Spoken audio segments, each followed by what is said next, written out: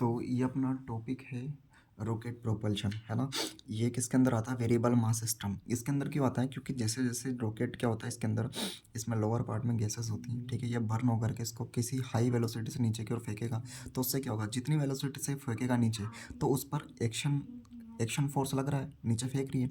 तो फिर जो एयर है, जो गैस फेंक रही है, गैस नीचे की ओर जा रही है, तो गैस रॉकेट के ऊपर रिएक्शन फोर्स लगाएगी ऊपर की ओर, है ना। तो उस फोर्स को बोला जाता है थ्रस्ट फोर्स, क्योंकि थ्रस्ट यानी कि एक तरीके का वो धक्का दे रही है। थ्रस्ट फोर्स ऊपर की ओर लगाइए, ठीक है। इस रॉकेट का इनिशियल मास m है, तो ये नीचे कितना होगा? इसका वेट mg लगेगा। और ये ए एक्सेलरेशन से ऊपर की ओर क्या कर रहा है?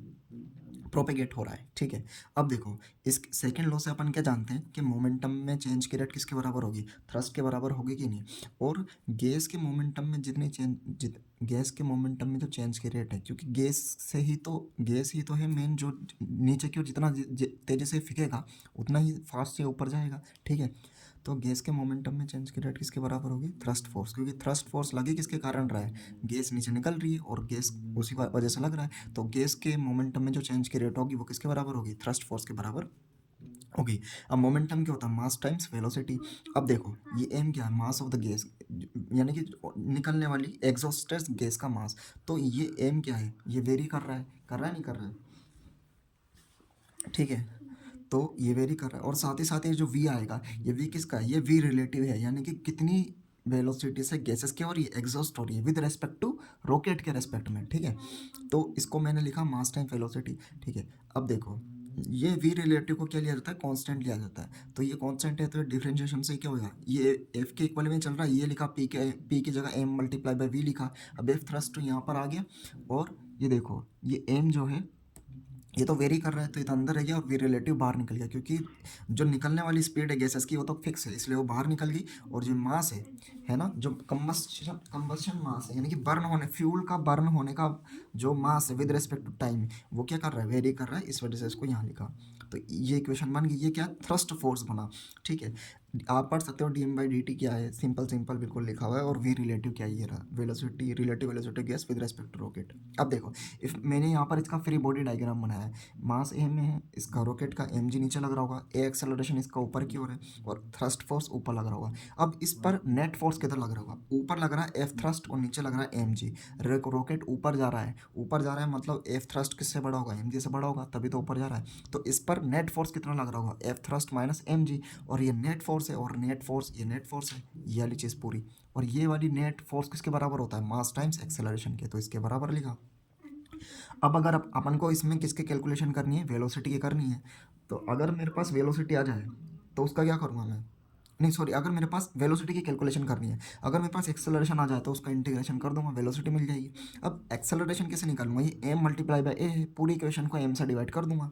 तो देखो, ये एम ए, ये एम ए, ऐसा कैसे? एफ थ्रस्ट की वैल्यू ये रही, इसको यहाँ पे लिखा, क्लियर है। इस जगह पे ये कहाँ से? इक्वेशन 1 से लिखा, यहाँ पर आया v relative d m by d t, और ये एम जी का एम जी, मतलब क्या करा है मैंने? Put value of equation 1 in equation 2, यानी कि इक्वेशन 1 से जो एफ थ्रस्ट की वैल्यू थी ना, उसको कहाँ पे डाल दिया? यहाँ पे डाल दिया। फिर ये इक्वेशन सेम यहाँ पर आएगी, m a is equal to F thrust की वैल्यू डाली ये, और एम जी आई, क्लियर। पूरी इक्वेशन में एम से डिवाइड करा, क्यों करा? क्योंकि मेरे को एक्सेलरेशन चाहिए, है ना। तो ये एक्सेलरेशन आ गया। अब मेरे को वेलोसिटी चाहिए, तो क्या करूँगा? उसका इंटीग्रेशन करना पड़ेगा ना एक्सेलरेशन का, टाइम के रेस्पेक्ट में, है ना। तो ए को पहले क्या लिखूंगा? ए को यहाँ पर मैंने लिखा हुआ d v by d t. अब डी टी को मैं उधर ले जाऊँगा, डी टी को उधर ले जाऊँगा, तो ये चीज़ बनेगी नहीं बनेगी? बनेगी ना। यहाँ पे देखो आप कि ये एम ए आया था, ठीक है। मास से डिवाइड करूँगा तो ये क्या मिलेगा मेरे को? एक्सेलरेशन ही मिलेगा, मिलेगा नहीं मिलेगा। और एक्सेलरेशन को क्या लिख दिया यहाँ पे? D v by d t लिख दिया। अब इस डी टी को इधर ले जाऊँगा, डी टी को इधर ले जाऊँगा, तो ये वाली लाइन बनेगी कि नहीं बनेगी? ये वाली लाइन बनेगी ना, ठीक है। अब देखो, जब टाइम जीरो था, अब मेरे को, मैंने क्या करा? अब इंटीग्रेशन करना पड़ेगा, क्योंकि डी वी है, मेरे को वी चाहिए, तो इंटीग्रेशन करना पड़ेगा, है ना। सब जगह इंटीग्रेशन क्या है? ये भी डिफरेंशिएशन की फॉर्म है, इसको हटाने के लिए, इसको हटाने के लिए इसका इंटीग्रेशन करना पड़ेगा, क्लियर। तो देखो, इसका जब मैं इंटीग्रेशन करूँगा, तो जब टाइम जीरो है, लिमिट कैसे रखना है? देखो, यहाँ पर तो इंटीग्रेशन हो रहा है मास के रेस्पेक्ट में, यहाँ हो रहा है टाइम के रेस्पेक्ट में, यहाँ हो रहा है वेलोसिटी के रेस्पेक्ट में। तो जिसके रेस्पेक्ट में इंटीग्रेशन होता है, लिमिट उसी के अकॉर्डिंग रखी जाती है। यहाँ पे टाइम के रेस्पेक्ट में इंटीग्रेशन हो रहा है, तो टाइम की लिमिट, जब टाइम जीरो है तब यहाँ पर मास के रेस्पेक्ट में, तो मास की ही लिमिट रखनी पड़ेगी। तो जब टाइम जीरो है तब मास कितना है रॉकेट का, एम नॉट है, और वेलोसिटी कितनी है रॉकेट की, यू है, क्योंकि यहाँ पे वेलोसिटी के रेस्पेक्ट में इंटीग्रेशन हो रहा है तो लिमिट भी किसकी, वेलोसिटी की, लेकिन इनिशियल वाली। तो जब time initial zero, rocket mass of rocket initial m not and velocity of rocket is u. जब टाइम टी हो गया है तब mass of rocket small m हो गया है और वेलोसिटी ऑफ रॉकेट कितनी हो गया, वी हो गया। ये सब लिखा हुआ है, यू क्या है initial speed of rocket, v final speed of rocket, m not initial mass of rocket and m क्या है final mass of rocket. Clear. अब ये आप इंटीग्रेशन करोगे तो ये बनेगा लिमिट यू से वी रिलेटिव कॉन्स्टेंट है, बाहर आएगा अंदर बचेगा 1/m/dm, लिमिट एम नॉट से एम तक, ठीक है। जी कॉन्स्टेंट है, जी को बाहर लिया, इंटीग्रेशन dt बचा टाइम जीरो से टी तक। क्लियर। अब ये अपर लिमिट माइनस लोअर लिमिट करेंगे तो ये आएगा वी रिलेटिव बाहर आया। अभी देखो 1/x आपको पता होगा, ये पता होगा आपको, वन इंटीग्रेशन 1/x क्या होता है, log X base two the base ही होता नहीं होता है। तो 1/x वही तो बन रहा है, तो क्या आ जाएगा लॉग एम, लिमिट कहाँ से कहाँ तक, एम नॉट से एम तक, माइनस जी पा रहा है ये बन जाएगा टी, लिमिट कहाँ जीरो से टी तक, वी माइनस यू ऐसा कैसे ही दिख रहा है आपको, ठीक है।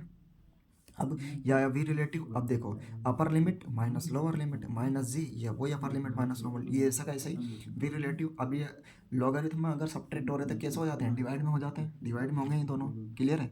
अब माइनस जी और ये टी माइनस जीरो टी बन जाएगा। अब देखो मेरे को वी चाहिए तो यू को उधर भेज दूंगा तो क्या बन जाएगा, v is equal to u, ये माइनस जी टी, और ये देखो यहाँ पर ये पॉजिटिव में, लेकिन अगर मैं इसको रिवर्स कर दूँ एम बाई एम नॉट को मैं एम नॉट बाई एम कर दूँ तो ये भी नेगेटिव का बन जाएगा। तो क्या बना finally, v is equal to U minus ji T minus logarithm M naught by M to the base E. ये v क्या है, velocity of rocket at time t। तो ये रॉकेट प्रोपल्शन का डेरिवेशन हुआ। अगर वेलोसिटी पूछे तो पूरा यहाँ तक करना है, और अगर सिर्फ वो आपसे थ्रस्ट फोर्स पूछे, थ्रस्ट फोर्स कितना लग रहा है तो ये लिखना है, डायग्राम बना देना, एफबीडी बना देना।